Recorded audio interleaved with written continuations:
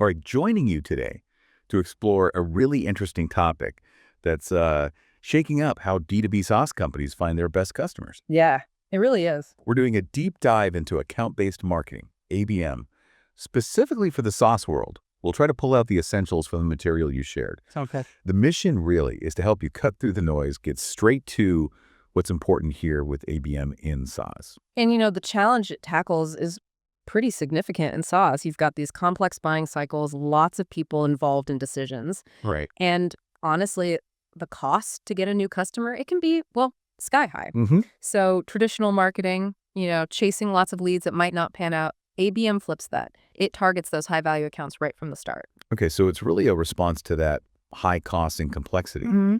But what is it exactly, this targeted approach? So at its core, ABM is really about precision. Instead of casting a wide net for individual leads, you identify specific companies, entire organizations that fit your ideal customer profile. Then you concentrate your sales and marketing efforts on engaging people within those specific accounts. Okay. It's like treating each key account as its own little market, tailoring everything just for them. Treating each account like its own market. Wow, that sounds like a pretty fundamental shift, doesn't it? It really is. Why is that specific change so critical for SaaS companies? Well, because that traditional funnel, the one focused on just getting loads of leads, it's just not that efficient when your ideal customer is very specific, or maybe your deal sizes are really large. You end up wasting resources on leads that, frankly, just aren't a good fit. Right, leads that go nowhere. Exactly. Yeah. ABM puts that energy where the potential payoff is highest. And actually, there was a key stat in the sources on this. Oh, yeah.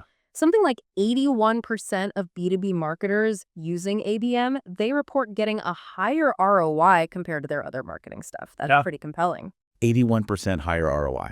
Mm-hmm. Wow. Okay, that's striking. So beyond the definition, what are the big, mindset shifts ABM needs compared to the old ways?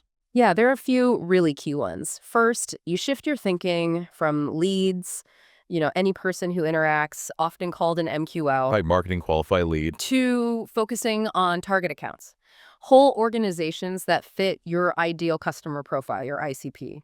Second, it forces sales and marketing to actually work together properly.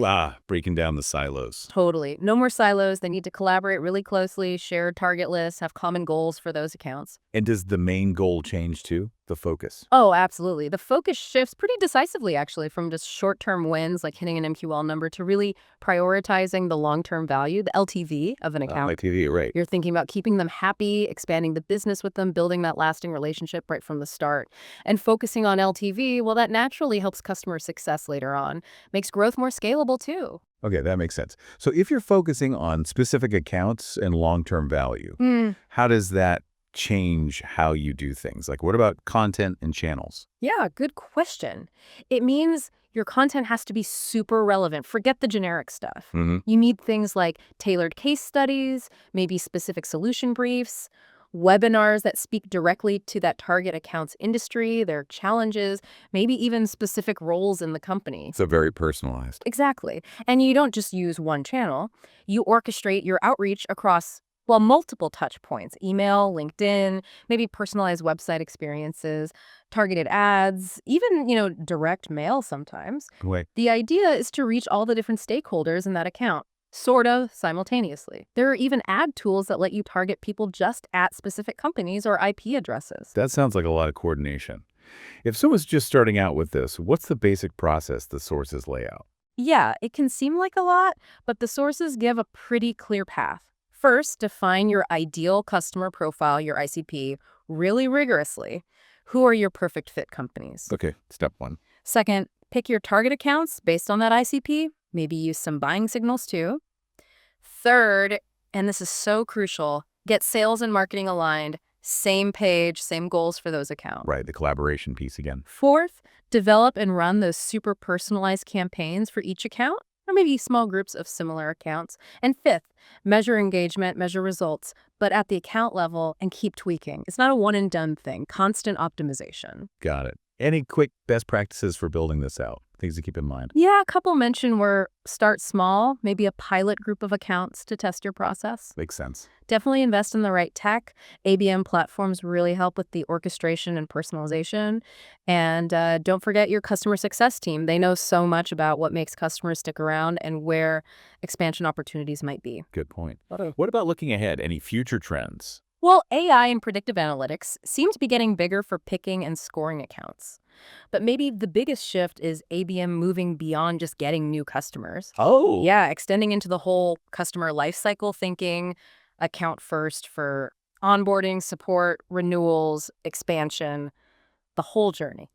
So it really sounds like moving from, I guess, a shotgun approach to more of a sniper rifle strategy for SaaS companies. Yeah. Really maximizing impact, building deeper relationships. Exactly that. It's precise, it demands collaboration, and fundamentally, it's about putting your resources where they'll drive the most actual value. So here's a bit to think about then. If ABM is really moving beyond just acquiring new customers and into that entire customer journey, what does that mean for how businesses even measure customer success itself?